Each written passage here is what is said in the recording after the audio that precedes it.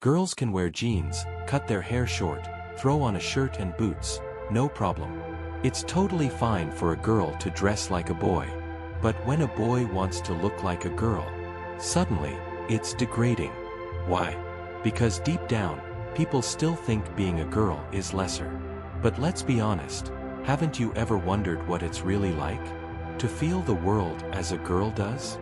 Philosophy has never really gotten the feminine. Plato dreamed up his perfect world and erased the body from it.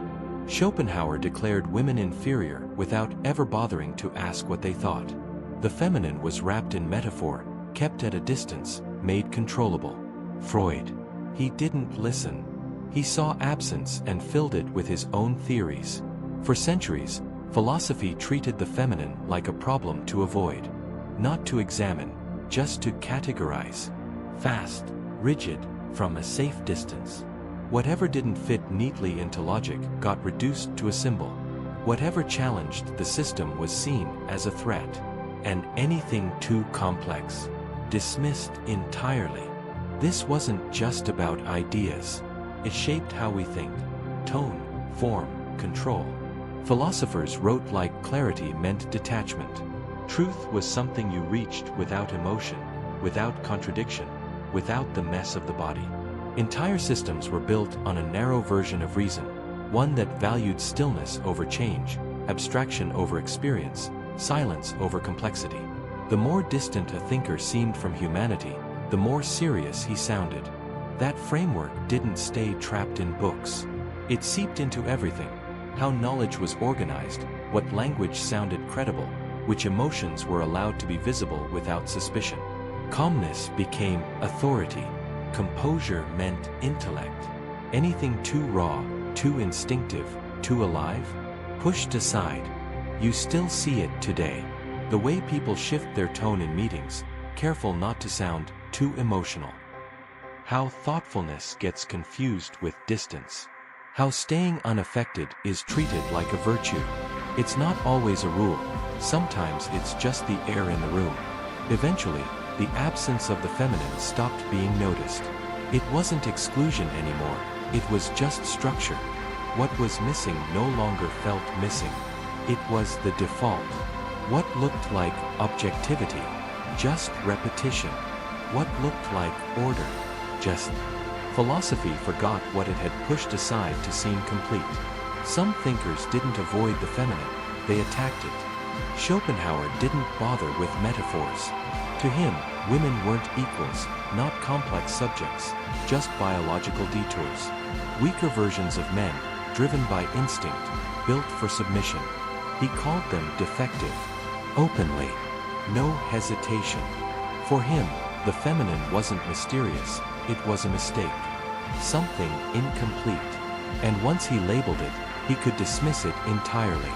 It's easy to think this is just old history. But ideas don't stay on the page. They become atmosphere. You see it in how certain qualities are still seen as weakness. A calm man is wise. A calm woman is lucky. Authority still leans toward a certain voice, a certain posture, no softness allowed. Schopenhauer didn't invent this, but he gave it weight. Permission to stop questioning. He decided woman wasn't unknown, she was already figured out.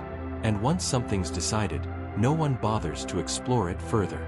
The unsettling part? How easy it was for him. Like stripping half the world of depth took no effort at all.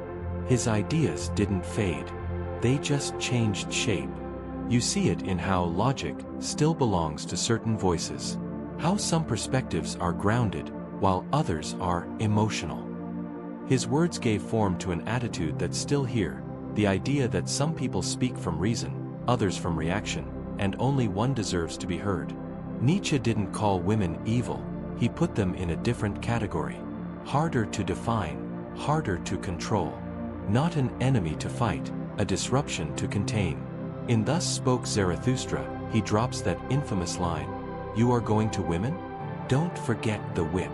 It's uncomfortable because it's not just about control, it's about fear. The feminine, in his eyes, was unpredictable, something that had to be managed from the start. For Nietzsche, Woman wasn't beneath man, she was beside him, circling, not equal, but present in ways that destabilized. She appeared in his writing as instinct, temptation, softness, forces that blurred the clarity he wanted. He admired intensity, but only on his terms. The artist, the thinker, the rebel. The feminine didn't follow those rules. It arrived through feeling, contradiction, proximity. He wrote about chaos, ecstasy, collapse, but even that chaos had a role. It was controlled disruption. Woman.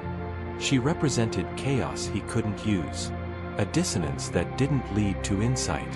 Her presence wasn't philosophical, it was intrusive. That discomfort lingers. Emotional intensity in men? Creative drive. Existential force. In women. Volatility. A reason to be cautious. Nietzsche's work was full of tension, instinct versus reason. But with the feminine, he gave up. He didn't try to understand, he pushed it to the margins. Not because it lacked depth, but because it refused to fit his system. She wasn't there to be studied. She was there to be navigated around. A reminder that not all power can be harnessed. That some things, left outside the system, don't fade away. They wait. Nietzsche didn't solve the feminine. He tried to outrun it. But not everyone walked away. Some leaned in, not to listen, but to reduce. When Nietzsche turned his back, Freud stepped forward. But what he found wasn't clarity, it was confusion disguised as diagnosis. Freud called the mind of woman a dark continent. Not just unknown, unmapped, unpredictable, in need of his interpretation. He didn't treat her experience as something to hear, but something to solve. Freud's world revolved around the body, but not as something to experience, as something to explain. Anatomy became identity. A missing organ became a missing force. Lack turned into theory. Silence became repression. Anger, hysteria. From that chain of assumptions, an entire model of the feminine was born. Not from presence, but from absence. She wasn't studied as a complete person. She was a question that kept giving the wrong answers. Her complexity wasn't met with curiosity, it was pathologized. If she spoke about discomfort, symptom. If she stayed silent, deeper symptom. Freud named everything he saw, but naming didn't bring understanding, it created distance. His language was clinical, precise, and rooted in a world where male experience was the default. Anything that deviated needed an excuse to exist. So he built excuses. Theories that framed behavior not as adaptation, but as failure. Not as complexity, but as compensation. He never asked what a woman felt. He asked what she lacked. He filled the gaps with diagnoses, mechanisms, structures, until the feminine wasn't a person anymore. It was a diagram. You still see remnants of that today. When discomfort in women is called sensitivity. When boundaries are labeled avoidance. When emotion is dismissed as instability. The words changed, but the frame stayed. Freud didn't set out to erase the feminine, but by treating it as a puzzle to solve, he silenced its voice. Whatever couldn't be translated into his theories became error. The more he studied, the less he heard. She wasn't missing. She was speaking a language he never bothered to learn. This wasn't about mystery. It was about recognition. The woman in these texts wasn't terrifying because she was unknown, but because she mirrored something familiar. Something internal. Not a stranger, but a buried part of the self that the system needed to ignore to survive. Jung got closer to naming this. In his work, the feminine wasn't just out there, it was inside. The anima, a suppressed force in the psyche. Emotional intelligence. Creativity. Instinct. Everything philosophy had denied in the name of order. The philosophers who rejected the feminine weren't just rejecting women, they were rejecting what felt unstable in themselves. Vulnerability. Longing. The kind of knowing that doesn't follow logic,